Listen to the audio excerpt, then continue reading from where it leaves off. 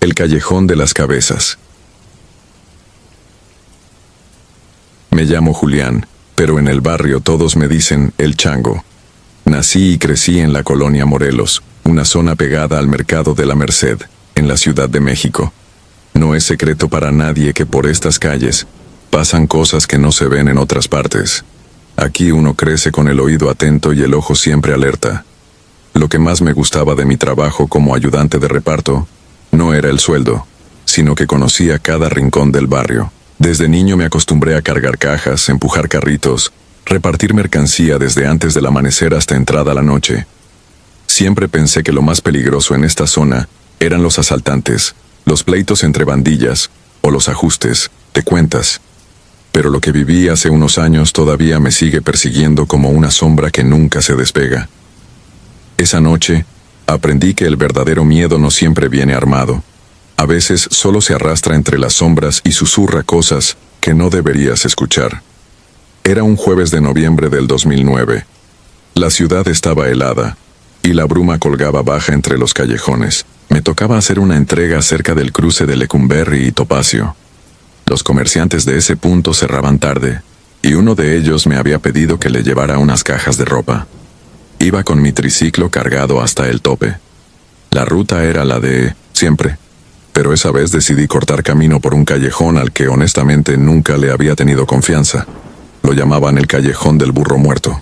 Decían que hacía muchos años ahí dejaron colgado un burro desollado y que desde entonces nadie quería pasar por ahí después de las 8.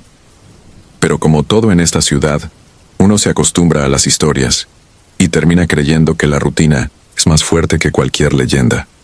Entré con el triciclo rechinando entre los muros. Las paredes estaban grafiteadas, el suelo húmedo y había un olor fuerte, como de sangre vieja mezclada con orines. Lo ignoré.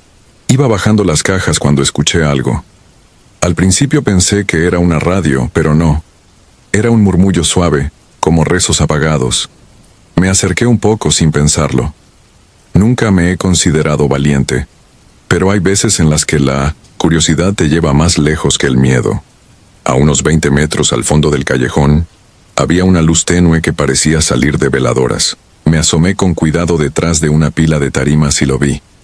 Un grupo de personas, no sé cuántas exactamente, quizás 12 o 15, estaban reunidas en círculo. Vestían capas negras y las capuchas les cubrían la cara. En el centro, algo se movía. Era como un bulto oscuro envuelto en tela, pero parecía vivo porque se agitaba y daba espasmos. El cántico seguía, y no era español, ni ningún idioma que hubiera escuchado antes. Era gutural, profundo, repetitivo, casi hipnótico. Quise retroceder, pero uno de ellos levantó la cabeza. No vi su rostro, pero lo sentí.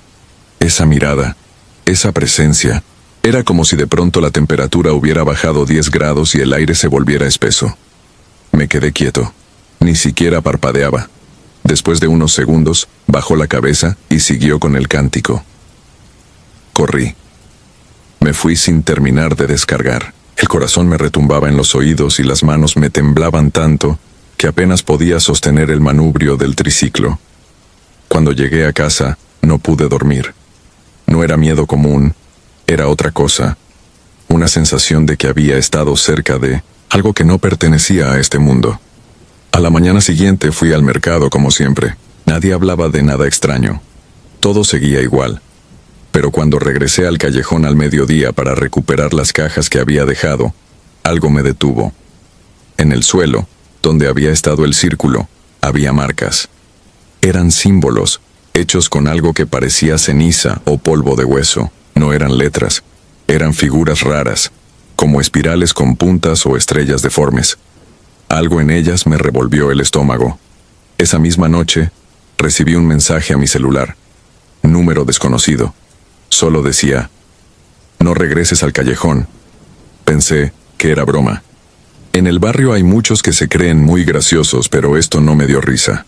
Al día siguiente, al salir de la vecindad, encontré una caja arriba de mi triciclo. No tenía etiquetas. Estaba cerrada con una cinta negra. La abrí.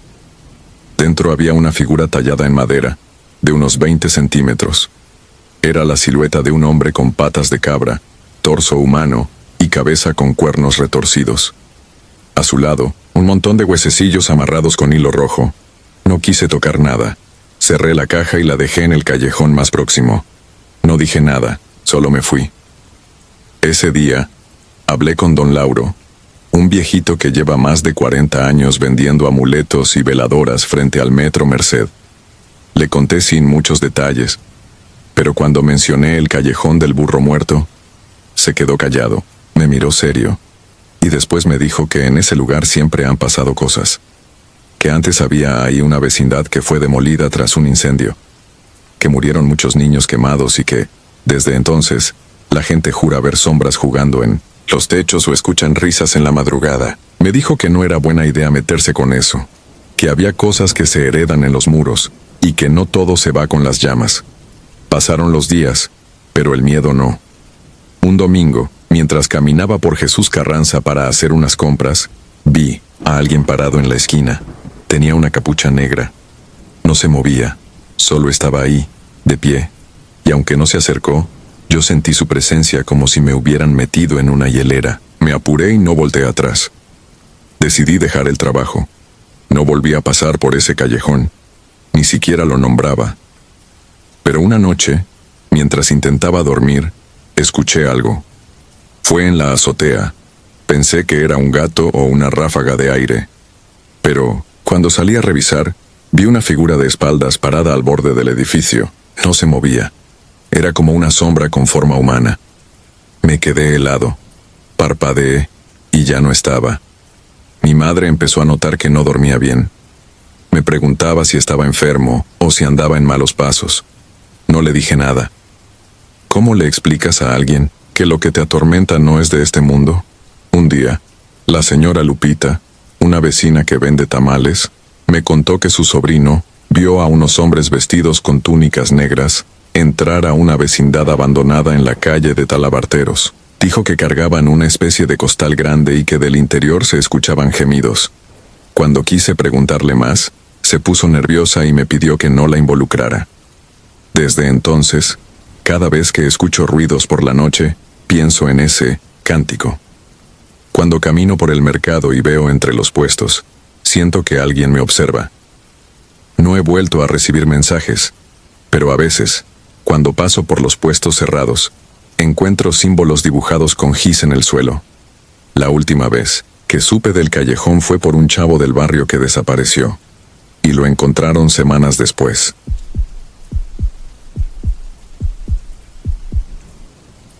El pasillo. Me llamo Julián y tengo 32 años. Vivo en la colonia Buenos Aires, en la Ciudad de México. Sí, es a donde los rumores sobre cuerpos en talleres, brujería en vecindades y rituales nocturnos son parte del murmullo cotidiano. Siempre he sido escéptico. Mi madre rezaba cada noche y yo me burlaba. Decía que esas cosas no existían, que lo que da miedo es la pobreza, los asaltos, el olor a sangre seca que sale de algunas puertas, no los fantasmas. Pero en 2017 viví algo que aún hoy me hace mirar 2 veces antes de cruzar cierto pasillo. Uno que prometí jamás volver a pisar. Yo trabajaba como ayudante de electricista. Tenía varios clientes en la zona, especialmente entre los comerciantes del mercado negro de autopartes. Me ganaba la vida decente. Nunca me metía con nadie, y aunque conocía de vista a muchos de los tipos pesados del rumbo, procuraba no cruzar palabra con ellos. Mi vida era simple: trabajo, comida y encierro. Hasta que una tarde conocí a Marta, una señora que necesitaba arreglar un corto en su local. La mujer vivía en una vecindad antigua, escondida entre las calles rotas y las fachadas carcomidas por los años. Me ofreció el doble de lo que normalmente cobraba, así que acepté sin pensar. Desde el primer día, noté cosas raras. La entrada a la vecindad era un pasillo estrecho, flanqueado por paredes con manchas negras, como de humo viejo. Había un olor constante a humedad y algo más, algo que no sabía cómo explicar, como a madera quemada y flores podridas. Al fondo, en una habitación siempre con la puerta entreabierta, vivía una mujer a la que todos evitaban mirar. Nunca salía, pero si pasabas cerca sentías que te observaba desde dentro, como si supiera exactamente cuándo ibas a cruzar. A los pocos días, le pregunté a Marta por ella. Me dijo que se llamaba Agustina, pero todos la conocían como la señora del fondo. Según me contó, era curandera, pero no de las buenas. No era de las que curaban el mal de ojo o daban consejos con veladoras. Era de las que hacían trabajos oscuros, de las que pedían cosas a cambio. Animales, sangre, silencio. En la colonia se decía que hacía amarres, limpias con tierra de panteón, y que si alguien se metía con ella, no volvía a dormir igual, nunca más. Yo no creía nada de eso. Me reía por dentro. Pero algo cambió cuando conocí a Arturo, un chavo que vivía en una de las habitaciones del segundo piso de esa vecindad. Era delgado, ojeroso, siempre parecía nervioso. Una noche, mientras tomábamos una cerveza fuera de su puerta, me dijo sin que se lo preguntara: «No te metas con la del fondo, carnal. Ella ya sabe que estás aquí». No supe qué contestar. Me limité a sonreír y cambiar de tema. La cosa se empezó a poner rara cuando una madrugada, regresando de trabajar en una casa de Coajimalpa, tuve que pasar por el pasillo para dejar una herramienta que me había prestado Marta. Eran cerca de las 2. Todo estaba en silencio. Sentí frío. No por el clima, sino ese tipo de frío que viene de adentro, como si te apretaran el alma. Cuando pasé frente a la puerta de la mujer, del fondo escuché un susurro. No era una voz, era más como un murmullo, algo que no logré entender pero que claramente decía mi nombre. Me detuve unos segundos, con los ojos clavados en la puerta entreabierta. No había luz adentro, pero una silueta se distinguía perfectamente, alta, delgada, con el rostro cubierto por un velo oscuro. Mi cuerpo no reaccionaba. Sentía que mis piernas no me pertenecían. Cuando por fin logré moverme, salí de ahí corriendo como si el demonio me viniera siguiendo. Esa noche no dormí. Los días siguientes fueron peores. Cada noche soñaba con ese pasillo, pero no era un sueño normal.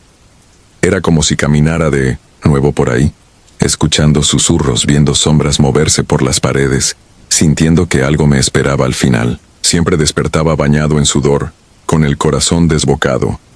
Una madrugada después de otro de esos sueños, me levanté y encontré marcas en el piso de mi cuarto. Eran pequeñas pisadas negras, como si alguien hubiera caminado descalzo con los pies llenos de ceniza. Intenté buscar explicaciones. Tal vez algún vecino se había metido, tal vez yo mismo las había hecho sin darme cuenta. Pero en el fondo sabía que no era así. Un día, al regresar del trabajo, encontré en la entrada de mi casa una bolsita de tela amarrada con un listón rojo. Dentro tenía una figura hecha de ramas amarrada con un cabello humano y un pedazo de papel con mi nombre escrito en tinta negra. Me quedé helado. No lo toqué. Lo tiré a la basura con una pala y lo rocié con alcohol.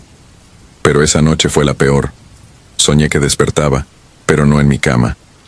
Estaba en el mismo pasillo, descalzo, con los pies mojados y llenos de lodo. La puerta del fondo estaba abierta de par en par. De adentro salía una luz rojiza y el olor era insoportable, como carne podrida y sangre vieja. Una voz suave, casi maternal, me hablaba desde dentro. «Pasa, Julián, te he estado esperando». Cuando di un paso hacia la puerta, algo me jaló del brazo con fuerza. Era Arturo.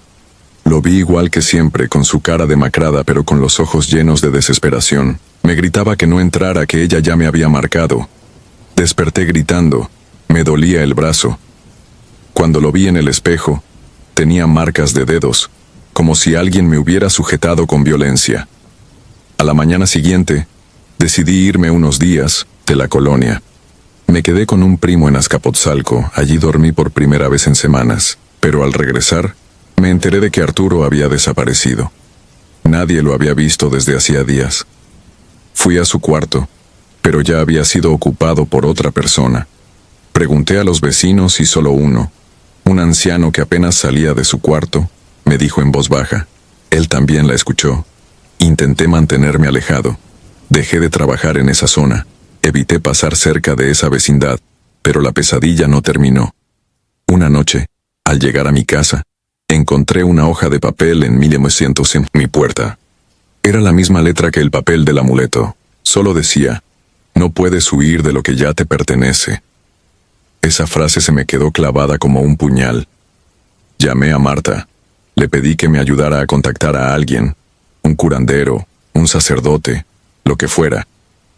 Me llevó con un señor de Veracruz que vivía por Tláhuac. Al verlo solo me dijo que debía cortar el lazo, que alguien me había marcado para algo que aún no entendía del todo. Me dio unas instrucciones. Tenía que volver a ese pasillo, a la casa del fondo, y dejar una ofrenda. Sal, carbón, una vela negra y una foto mía quemada. Tenía que hacerlo solo, en silencio, y no mirar hacia adentro sin importar lo que escuchara. Era lo único que podía hacer para cortar el vínculo. Lo hice una noche sin luna, cerca de las 3 de la madrugada. Caminé con el corazón apretado, con las manos temblorosas. Llevaba todo en una caja pequeña. Al llegar frente a la puerta, sentí que el tiempo se detenía. Escuché voces, lamentos, risas, pero no miré. Coloqué la ofrenda, recité las palabras que me habían enseñado y retrocedí lentamente sin voltear. Cuando salí del pasillo, lloré. Lloré como un niño, no por miedo, sino por la sensación de que algo se había roto dentro de mí. Desde entonces no he vuelto a tener sueños con ella. Nadie ha mencionado su nombre. La vecindad sigue ahí, vieja y oscura, pero ya no paso por ese lugar. He visto a otros jóvenes rondar por ahí, como si fueran llamados sin saberlo. Intento advertirles, pero no todos me creen. Yo tampoco lo hubiera hecho. A veces, al caminar por la calle, escucho un susurro. No es claro. No siempre lo entiendo. Pero cuando lo escucho, sé que viene de ella, de la mujer que vive al fondo del pasillo, de la que no se fue. Solo espera, porque hay lugares que no perdonan y nombres que no deberían pronunciarse, porque en barrios como este, el miedo no siempre viene con pistolas o navajas. A veces viene en forma de mujer, con voz suave, ojos negros, y un pasillo angosto que parece no tener salida. La esquina maldita. Me llamo Ulises. Nací y crecí en el barrio de La Merced, en la Ciudad de México, un lugar que huele a fruta podrida, sudor, grasa de fritangas y en ciertos rincones, a miedo. Desde que tengo memoria, he estado rodeado de calles rotas, vendedores ambulantes y gente que sobrevive como puede. A los 20 años, monté un puesto de tortas frente a una bodega abandonada en la calle Talavera. Siempre fue un sitio medio apagado, con pocas lámparas funcionando y con grafitis tan viejos que ya ni se entendían. Pero el flujo de gente en el día lo compensaba. Por las noches, sin embargo, todo cambiaba. El trabajo era sencillo pero duro. Llegar a eso de las 5, preparar las cosas, y atender hasta la 1 o 2 de la madrugada. De lunes a sábado, era mi rutina. Mis clientes eran una mezcla de borrachines, prostitutas, gente sin hogar, y a veces uno que otro velador de los edificios viejos. Nunca me metí en problemas. Siempre saludaba a todos, trataba de llevarme bien con la calle. La esquina donde colocaba el carrito tenía historia. Antes había ahí una pequeña capilla, pero la tumbaron hace más de 20 años. Decían que había sido usada por una secta, que ahí hacían rituales raros y que una vez encontraron restos humanos bajo el altar. Historias de barrio, pensé siempre. Nunca me afectó. Hasta una noche de octubre. Ya eran como la 1 de la mañana. La calle estaba vacía. Ni un alma. Estaba guardando los cuchillos y el pan que me había sobrado cuando, al voltear hacia la bodega vieja, vi a una mujer parada justo al borde de la acera, al lado de la entrada oxidada. No se movía. No hacía nada. Solo estaba ahí, con un vestido largo como de luto. La primera vez no le di mucha importancia. Tal vez era alguien esperando un taxi, o quizá una trabajadora más esperando cliente. Pero al día siguiente, volvió a estar ahí, a la misma hora, en el mismo lugar. Me incomodó. No sabía si saludar o ignorarla. Traté de hacer como si nada, pero desde ese día, comencé a sentirme observado. Aunque no la mirara directamente, podía sentir sus ojos clavados en mí. Esa esquina ya no era solo oscura, era pesada, como si el aire cambiara cada vez que aparecía.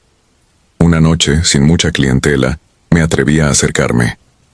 Crucé la calle con cuidado, no por miedo a los coches, sino por lo que fuera que me esperaba.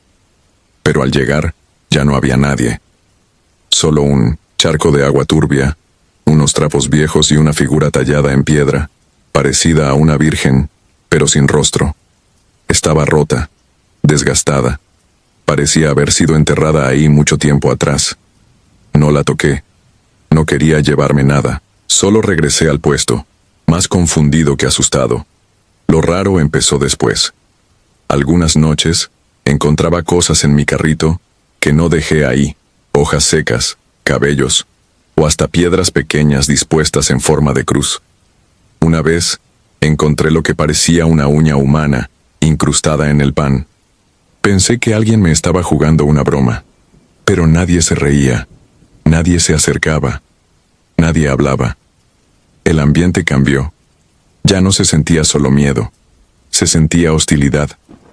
Algo no quería que yo estuviera ahí. Los sueños se volvieron pesadillas. Soñaba con la mujer de la esquina. En mis sueños, se acercaba a mi puesto sin decir nada, y comenzaba a abrir el pan con sus uñas largas, mientras sus ojos negros no paraban de mirarme. Una noche soñé que me hablaba, pero no entendí nada. Solo sonidos guturales que me hacían sangrar los oídos. Me desperté empapado en sudor y con la sensación de que me había seguido hasta la casa. Comencé a dormir con un cuchillo bajo la almohada. Hablé con don Chema, un señor que tenía un taller mecánico a 2 cuadras y que conocía el barrio desde los 70s. Le conté lo que estaba viviendo. No se burló, solo bajó la mirada y me dijo que no jugara con esa esquina, que ahí enterraron algo que nunca debió salir. Le pregunté qué cosa, pero solo me dijo que si yo seguía ahí, terminaría mal. Me habló de un velador que trabajó cerca, y desapareció sin dejar rastro, y de una niña que una noche salió a comprar pan y nunca regresó. El patrón era el mismo. Todos habían sido vistos por última vez cerca de esa bodega. Ignoré la advertencia. Pensé que eran exageraciones de viejos. Pero esa misma noche, todo cambió. Cerré el puesto como siempre. Guardé el pan, los cuchillos, las latas de refresco. Cuando me di vuelta para guardar la caja del dinero, vi a la mujer parada justo frente a mi carrito. No escuché pasos. No la vi llegar. Solo apareció. Su rostro era borroso, como si no tuviera rasgos, y de su boca salía un ruido como un llanto ahogado. Sentí un escalofrío tan fuerte que se me cayó la caja del dinero. Corrí. No vi atrás. Esa noche no dormí. Al día siguiente fui a ver al padre de la iglesia de San Jerónimo, unas cuadras más abajo. Me recibió a regañadientes. No le conté todo. Solo le pedí que bendijera mi puesto. Fue conmigo. Le eché agua bendita a todo, pero en cuanto el padre se alejó, noté que la figura de piedra que estaba junto a la bodega estaba ahora justo al lado de mi carrito, como si la hubieran puesto ahí a propósito, como si me estuvieran diciendo, no te vas a ir. Comencé a llegar más temprano y a irme antes. A veces ni armaba el puesto. Solo me quedaba en la esquina fingiendo que vendía. Pero el acoso siguió. Una madrugada, escuché risas de niños viniendo desde dentro de la bodega. Me acerqué y vi sombras corriendo adentro, como jugando. Cuando miré por una rendija no había nada, ni un alma. Otra noche, mientras me iba, vi que en la pared de la bodega alguien había escrito con carbón, «Ya no es tu lugar». No supe si era una advertencia o una amenaza, pero entendí que debía irme, que esa esquina no era para mí, que nunca lo fue. Recogí mis cosas esa misma noche y no volví. Vendí el carrito a un señor de la viga. Él duró una semana. Dijo que se sentía vigilado, que escuchaba murmullos detrás de él, que un día encontró todo su pan podrido y lleno de gusanos, aunque lo había comprado esa misma mañana. Hace poco pasé por esa calle en la noche. La bodega ya está tapiada y nadie se acerca a esa esquina. Los vecinos dicen que desde que me fui todo se puso más raro, que los perros ladran sin razón, que las veladoras se encienden solas, que han visto a la mujer parada en medio de la calle, mirando hacia donde solía estar mi carrito. Yo no quiero saber más. Dejé ese capítulo atrás, pero a veces, al cerrar los ojos, vuelvo a verla, parada, inmóvil, esperando. Y lo peor es que en mis sueños ya no está en la esquina, está en mi puerta, esperando que la abra.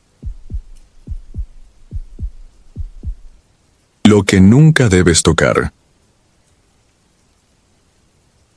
Me llamo Alejandro, aunque pocos me llaman así. En mi colonia me conocen como el Güero, no por ser rubio, sino porque mi madre, desde que nací, insistía en blanquearme el alma con oraciones, agua bendita y visitas a la iglesia. Pero crecí en Iztapalapa, en uno de esos barrios donde los santos rara vez bajan a caminar. Desde morro supe que aquí, más que fe, se necesitaba respeto. No a la autoridad, ni a los libros. Respeto a lo que no se ve, pero que todos sabemos que está. No me interesa que crean en brujería, en la Santa Muerte o en los cuentos de aparecidos que se dicen al calor de un pulque. Yo lo viví. Y si decidí contar esto es porque, aunque aún me cuesta dormir algunas noches, siento que a veces uno necesita advertir, aunque no te crean. Era el año 2012. Yo vivía en la casa de mi tía, en una vecindad vieja, pegada al cerro. Tenía 22 años y trabajaba de noche como repartidor de mercancía para una tienda de abarrotes. Me gustaba andar solo. Esa zona, aunque peligrosa, era mi casa. Sabía quién controlaba qué esquina, a quién saludar y a quién evitar. En la cuadra había de todo: vendedoras de quesadillas, niños que no iban a la escuela, cholos que jugaban fútbol en la calle, y una viejita a la que todos llamaban la Morena. La Morena no salía mucho. Vivía en el cuarto más viejo pegado al portón. Decían que tenía como 80 años, aunque su mirada daba más miedo que lástima. Siempre vestía de negro, y tenía un altar enorme en su cuarto. En las noches se escuchaban sus rezos, bajitos, como un murmullo ronco. A veces olía a copal, a otras cosas que no sabría nombrar. Nunca me metí con ella. Nadie lo hacía. Una noche de lluvia, después de mi turno, regresé empapado. Entré corriendo a la vecindad y pasé junto al altar de la santa que varios vecinos habían armado en una esquina del patio. Era pequeño, pero respetado. Una figura cubierta con su manto negro, rodeada de flores marchitas, veladoras, cigarros y hasta una calaverita de azúcar. Había silencio, un silencio raro, como si la lluvia apagase todo el ruido del mundo. Pasé sin mirar mucho, como siempre, pero algo llamó mi atención. Había un tipo nuevo en la vecindad. Le decían el Rulas. Decía que venía del norte, que había trabajado en muchas cosas, pero nadie sabía bien qué hacía. Lo que sí sabíamos es que tenía boca grande. Se burlaba de todo, de la colonia, de las costumbres, hasta del altar. Una vez lo escuché decir que solo los pendejos le rezan a un hueso vestido. Me encendí, pero no dije nada. En mi barrio aprendí que no todo se responde con palabras, y menos cuando se trata de cosas que no entiendes. Esa noche, al pasar, frente al altar vi que el Rulas estaba ahí. Se reía solo con una botella de caguama en la mano. Le hablaba a la imagen como si estuviera borracho. Le decía cosas obscenas. Agarró una de las veladoras y la arrojó al suelo. La rompió. Me detuve en seco. Me miró y se rió. Me dijo: «¿Qué güero? ¿Te vas a poner a llorar por tu calaquita?» Me dieron ganas de reventarle la cara, pero no lo hice. Solo lo miré y seguí mi camino. Esa fue la última vez que vi a el Rulas hablando como una persona normal. Pasaron los días. Nadie lo vio salir. En las noches, los vecinos comenzaron a escuchar golpes en su cuarto. No era raro que alguien se emborrachara y armara escándalo, pero esto era distinto. Se escuchaban como pasos, pesados, arrastrados, como si alguien caminara, con cadenas. Algunas veces golpes secos en la puerta, otras risas, pero no las de él, risas como de alguien más, alguien que se divertía viendo cómo el Rulas se iba quebrando poco a poco. Una madrugada salí al patio a fumar. La lluvia caía leve, como si no quisiera molestar. Me acerqué al altar a prender una veladora, algo que hacía seguido, no por costumbre, sino por respeto. Al agacharme sentí un aire helado en la nuca. Me giré. No había nadie. Pero del cuarto de el Rulas salía una sombra, larga, que parecía flotar. No caminaba, no tenía forma clara, solo una silueta delgada que avanzó hasta el portón y se desvaneció. Me quedé paralizado. No sé cuánto tiempo pasó. Cuando reaccioné, corrí al cuarto de la morena. Toqué. Me abrió sin decir nada, como si ya supiera. Le conté lo que vi. Solo asintió. Caminó hasta una repisa y me dio un puño de tierra envuelto en un trapo rojo. Me dijo que lo pusiera en la entrada del cuarto de El Rulas y que no hablara con él, que lo ignorara. Que lo seguía no era de aquí. Lo hice. Desde entonces, nadie volvió a verlo. Pero su cuarto seguía emitiendo ese olor a humedad podrida, a encierro y miedo. La policía vino, sí. Entraron. No encontraron a nadie. Ni cuerpo, ni sangre, nada. Solo el altar que El Rulas había montado en su burla. Una figura rota, con la cabeza de la santa separada del cuerpo, veladoras derretidas en el suelo y un dibujo extraño en la pared, hecho con algo que parecía ceniza y sangre. La vecindad no volvió a ser igual. Algunos se fueron. Otros comenzaron a dejar ofrendas más grandes. Yo, cada noche dejaba algo. Cigarros, dulces, un poco de pan. Me persignaba y rezaba. No por mí, sino porque nunca volviera eso que se lo llevó. Una tarde al volver del trabajo encontré a la morena esperándome. Me tomó del brazo, fuerte, como si el tiempo no la hubiera tocado. Me dijo, hay cosas que no se tocan, cosas que se respetan. Tú viste lo que nadie debía ver. Cuídate. Luego cerró su puerta. Un mes después murió.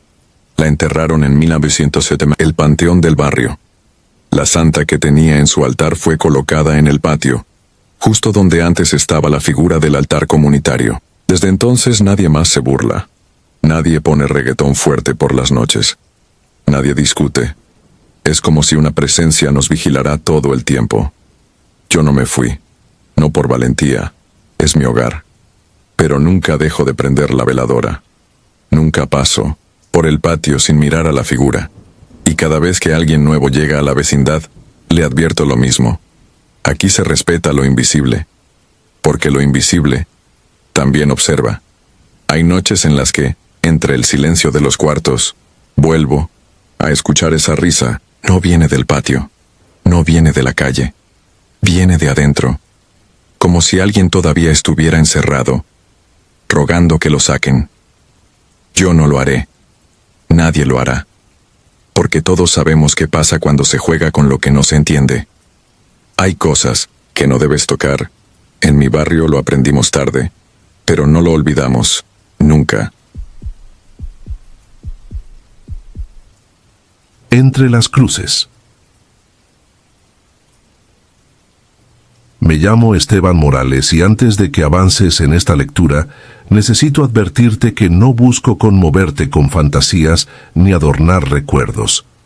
Solo pretendo dejar constancia de algo que sucedió en 2016, en el pequeño panteón de San Lucas, un caserío perdido entre los cerros de Durango. Aquel lugar, encajonado entre nopales resecos, muros de adobe resquebrajado y un campanario que ningún reloj marca, me obligó a entender que los muertos no siempre permanecen quietos y que un descuido, por inocente que parezca, puede abrir fisuras irreparables entre su mundo y el nuestro.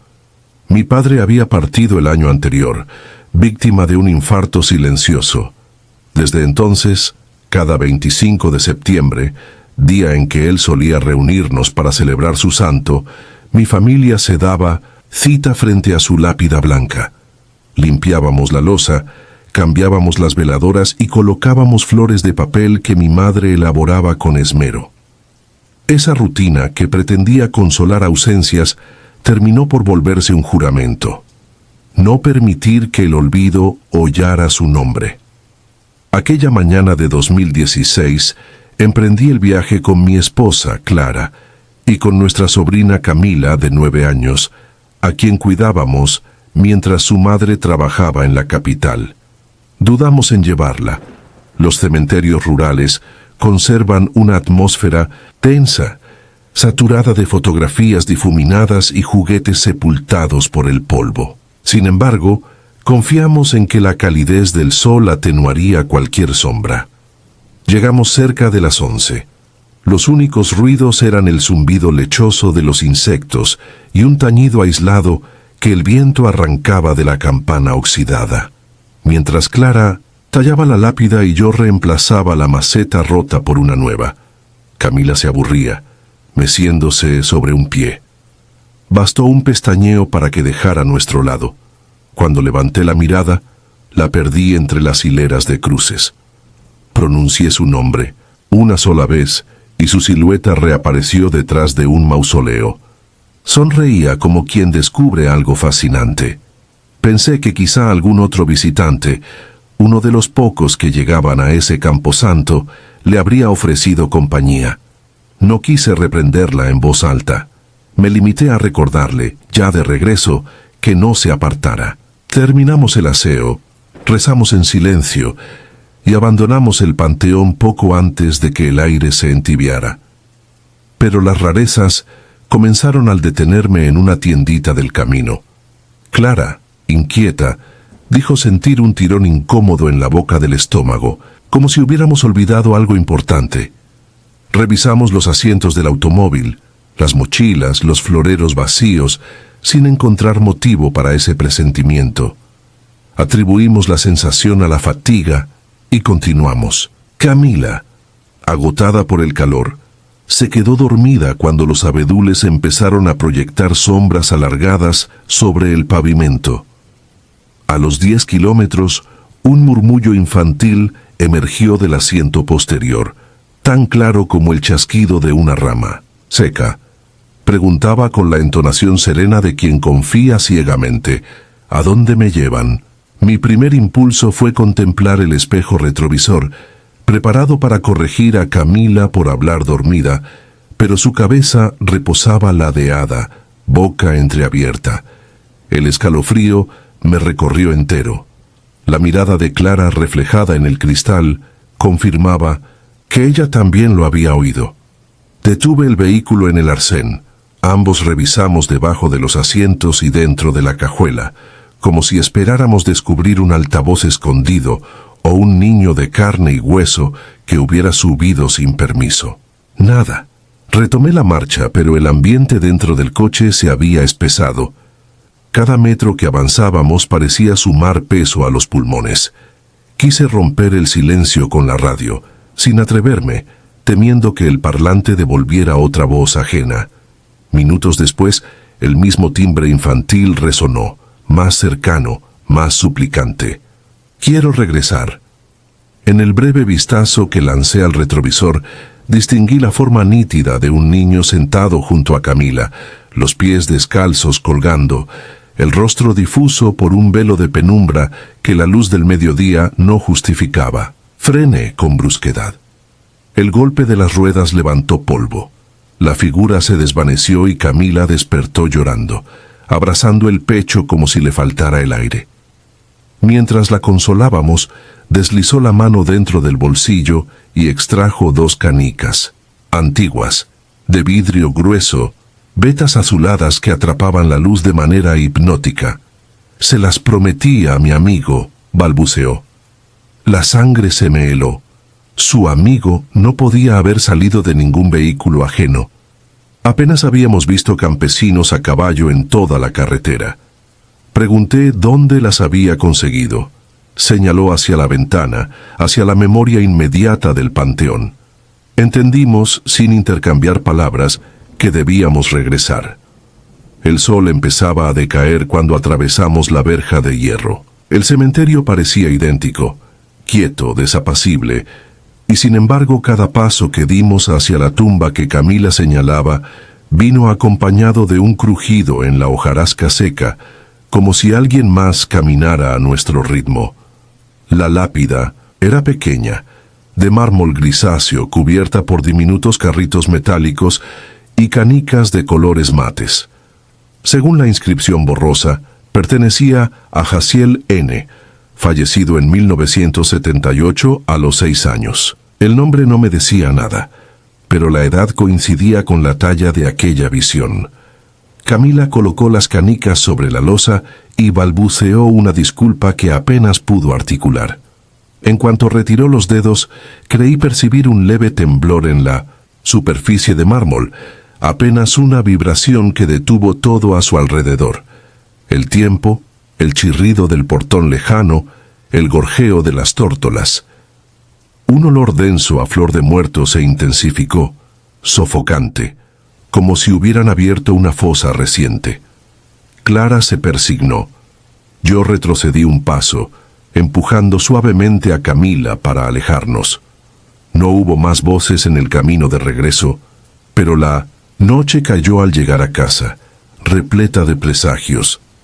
Mientras preparaba café para despejar la mente, descubrí tierra fresca bajo las uñas de Camila, aunque juró no haber tocado el suelo. Lavé sus manos con esmero, sin atreverme a comentar nada. Esa madrugada un chirrido metálico resonó en el patio, parecido al rodar de juguetes sobre grava. Me asomé y bajo la penumbra de la lámpara vislumbré dos canicas idénticas a las devueltas, inmóviles sobre el mosaico. Las recogí con un paño y las encerré en un frasco sellado con cera. La sola idea de arrojarlas a la basura me parecía irrespetuosa, quizá peligrosa. Las semanas transcurrieron sin más incidentes visibles, pero yo ya no dormía igual. Un susurro ocasional emergía al borde del oído cuando la casa había guardado silencio absoluto. Eran palabras confusas, repetidas, nutridas de la misma pregunta del vehículo. ¿Dónde están mis cosas? Volvimos al panteón en diciembre, cargados de flores de cempasúchil, veladoras nuevas y, por decisión propia, un camión de hojalata para Jaciel. Quise creer que el juguete robusto y brillante compensaría la ofensa cometida. Dejamos la ofrenda entre las canicas y los carritos oxidados. Al girarme, me pareció ver la sombra de un niño corriendo entre los cipreses. No sentí miedo esa vez, solo una compasión punzante. Desde entonces visito aquella tumba cada año, como lo hacía con la de mi padre. Llevo un juguete distinto y rezo 2 credos, uno por cada difunto. Jamás he vuelto a escuchar la voz dentro de mi casa ni en la carretera, pero el incidente me enseñó algo que reluce en mi conciencia con la frialdad de una losa. En los cementerios rurales, los objetos no son cosas inertes, sino puentes, y un puente cruzado sin permiso puede dejar al vivo atrapado a medio paso del otro lado. Aún conservo el frasco sellado. Las canicas se han empañado con el tiempo, como si un aliento invisible las cubriera en las madrugadas. No pienso abrirlo para comprobarlo. He preferido compartir esta experiencia con la esperanza de que a alguien más le sirva. No se trata de satanizar la inocencia de un niño o las visitas a los difuntos. Se trata de recordar que, bajo la tierra, removida, laten pactos que exceden nuestra lógica y que el respeto, aunque parezca un gesto mínimo, dejar un juguete donde estaba, guardar silencio donde otros descansan, puede ser la única barrera entre la curiosidad y el horror. Si alguna vez escuchas un susurro entre las cruces rogando que lo devuelvan a casa, no busques al dueño con la mirada. Lleva el objeto de vuelta y retírate con el corazón ligero. Quizá, con suerte, las voces se apaguen en el viento y los sueños vuelvan a ser solo sueños. Sin rostro. Había pasado más de 4 décadas, pero mi corazón todavía se acelera con solo recordar aquellas madrugadas en el viejo camposanto de San Miguel de la Sierra, un caserío perdido en las montañas del sur de Jalisco. En 1978, yo tenía 22 años y acepté el puesto de guardia nocturno porque pagaban un poco más que en los ranchos vecinos. Pensé que vigilar tumbas sería un trabajo tranquilo, casi contemplativo. Nunca imaginé que el silencio de los muertos podía morder más hondo que cualquier fiera. El cementerio era pequeño, cercado apenas por un tapial de adobe agrietado y portones de hierro forjado que chirriaban incluso cuando el viento estaba en calma. A un costado del panteón moderno se alzaba el pabellón antiguo, un cuadrante olvidado, donde las cruces de madera estaban carcomidas y las losas se levantaban como dientes torcidos. Aquella sección se apartaba unos 50 metros del ala nueva. Un pasillo de tierra reseca cubierto de maleza y un paredón de cipreses retorcidos creaban una penumbra perpetua, como si el sol tampoco quisiera poner un pie ahí. Mi jornada empezaba a las 8 de la noche y concluía a las 5 de la madrugada. La instrucción era clara. A las 9 en punto no debía quedar ningún doliente adentro. Si alguien se escondía para beber o profanar, debía expulsarlo. Si ofrecía resistencia, estaba autorizado a llamar a los rurales. La gente del pueblo susurraba que años atrás, unos estudiantes de medicina habían desenterrado restos para sus prácticas clandestinas. Yo nunca vi nada parecido, pero la sola posibilidad de revendedores de huesos hacía que el ayuntamiento pagara 2 sueldos de guardia como el mío. Durante las primeras semanas me acostumbré al ritmo lento de los grillos y a la oscuridad espesa de la barranca. Caminaba con mi linterna de pilas y una lámpara de petróleo atada al cinto. La luz amarillenta parecía desintegrarse antes de tocar las lápidas. Pese a todo, me sentía seguro. El miedo, cuando uno es joven, se esconde detrás de la arrogancia. Recorría las callejuelas de tumbas silbando corridos, convencido de que un par de pasos firmes bastaban para ahuyentar a cualquier vivo con malas intenciones. Todo cambió la noche del 2 de noviembre.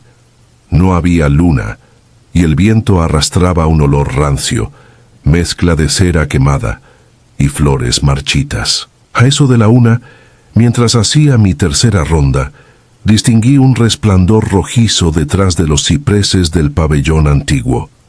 Pensé que alguna familia devota habría vuelto a encender veladoras sin permiso.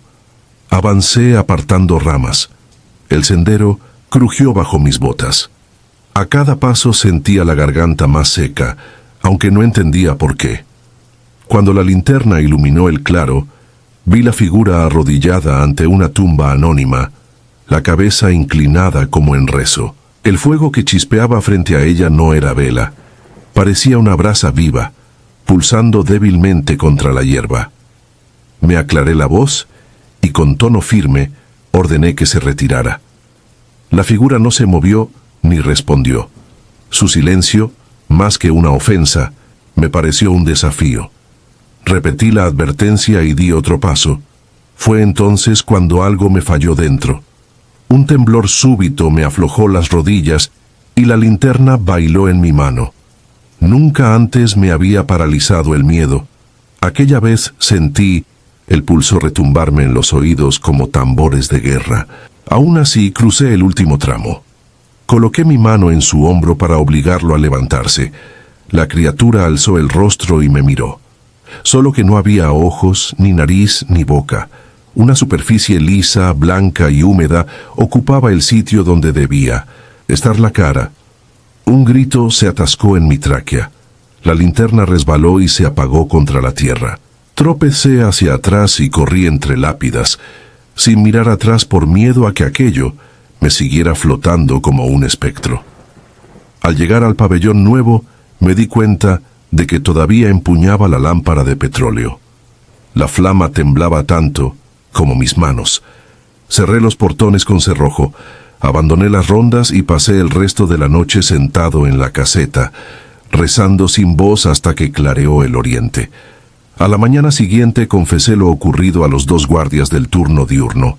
Se miraron, luego se rieron con una mueca amarga. Uno dijo: «¿Ya viste al que no tiene rostro?». El otro añadió que aquel panteón viejo cargaba una maldición.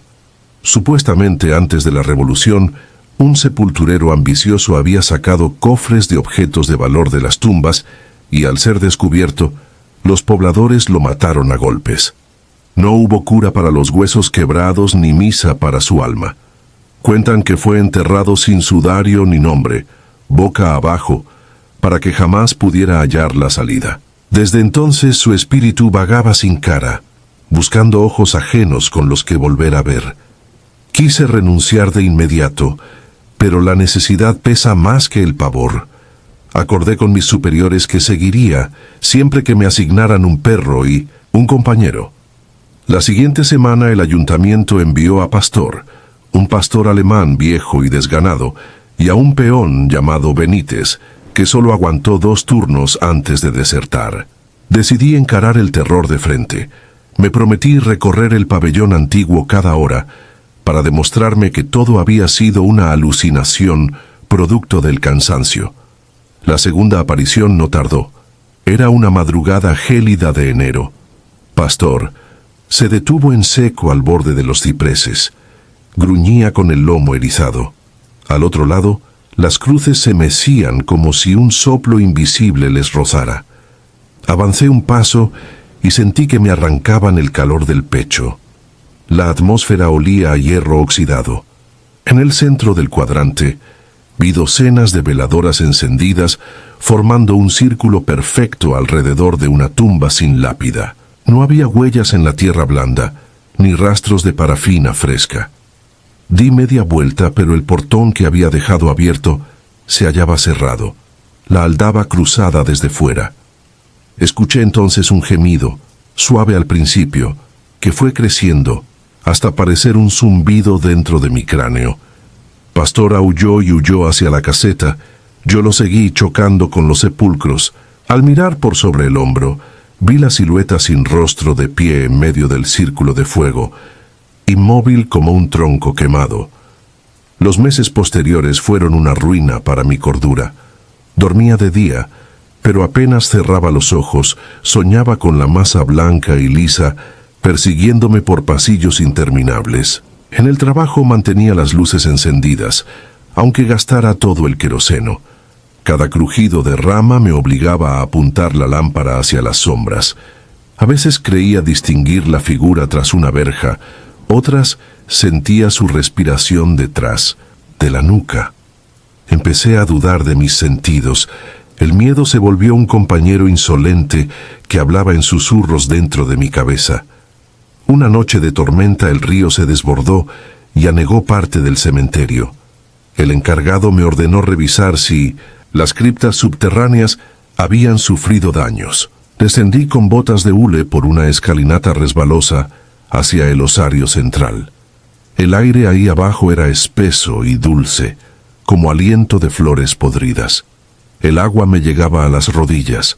Con cada paso sentía objetos blandos contra las espinillas, que preferí no identificar. Al fondo mi lámpara iluminó una pared de nichos abiertos. Los cajones estaban vacíos.